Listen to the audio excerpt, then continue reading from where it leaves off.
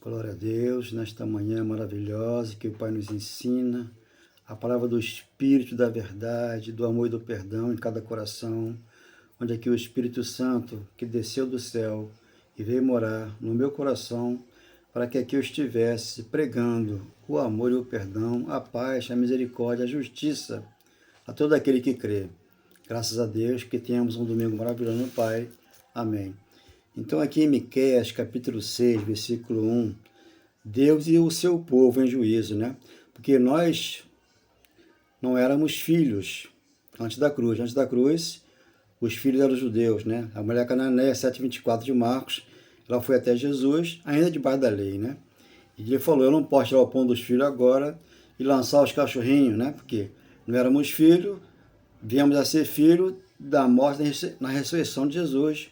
No caso, Jesus Cristo que veio para que nós sirvamos o outro, aquele que citou após a morte, para que possamos dar fruto para Deus. Então aqui, Miqueias 6, versículo 1, ouve agora o que diz o Senhor, levanta-te e defende a tua causa perante os montes, e ouçam os outeiros a tua voz. 2. Ouvi, montes, e a controvérsia do Senhor, e vós duráveis fundamentos da terra, porque o Senhor tem controvérsia com o seu povo, o povo de Israel, o povo judeu, não o povo gentio.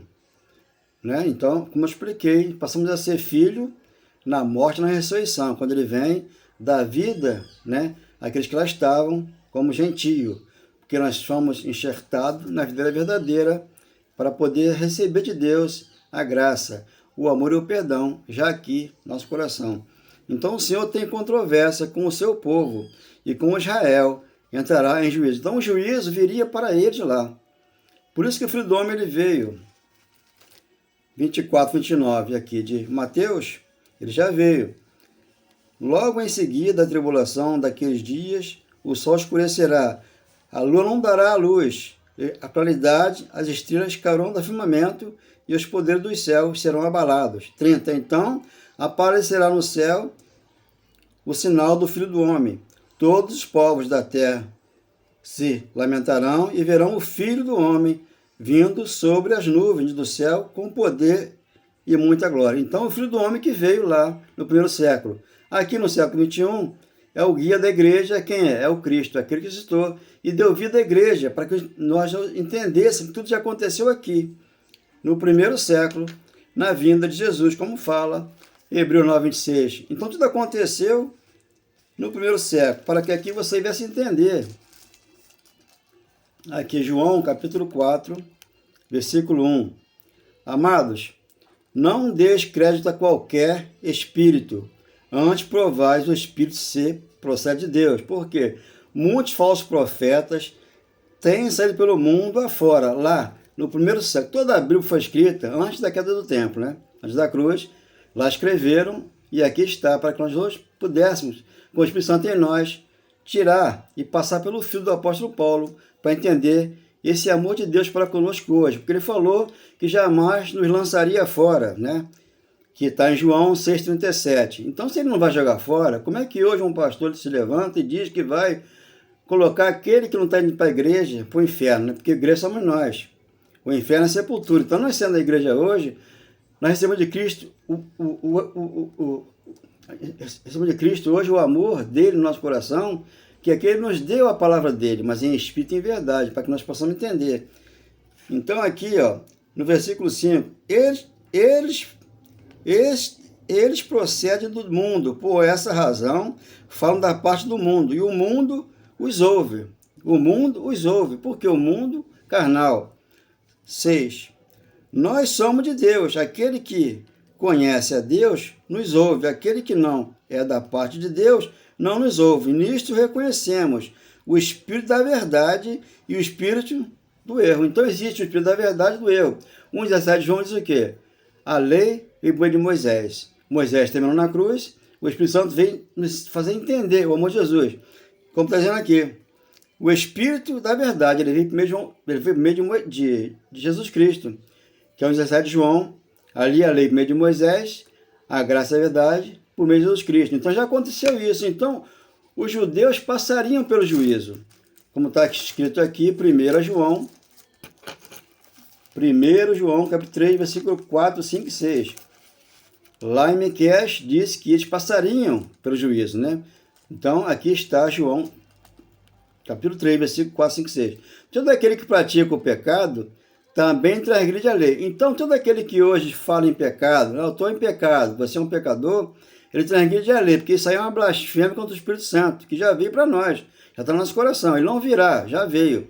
Quando você lê lá em Mateus, né, aqui, o que Jesus perdoaria, né, aqueles que lá estavam antes da cruz, porque lá era Jesus de Nazaré, estava no corpo de carne. Quando ele vem em Espírito de verdade, contra o Espírito Santo não tem perdão. Por quê? Eles continuam cometendo pecado aqui, já no céu na terra, aqui já no plano espiritual que nós estamos já aqui, depois da cruz, século 21. Então, para eles não tem perdão, porque eles continuam pecando e dizendo que o povo é um pecador. Então, hoje aqui nós cometemos o que? A obra da carne. Erramos o alvo e cometemos um erro, sim.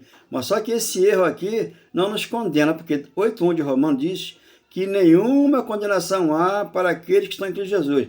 Se você está em Cristo Jesus, ele jamais te lança fora, como falou João 6,37. Tu está com ele e com ele para sempre.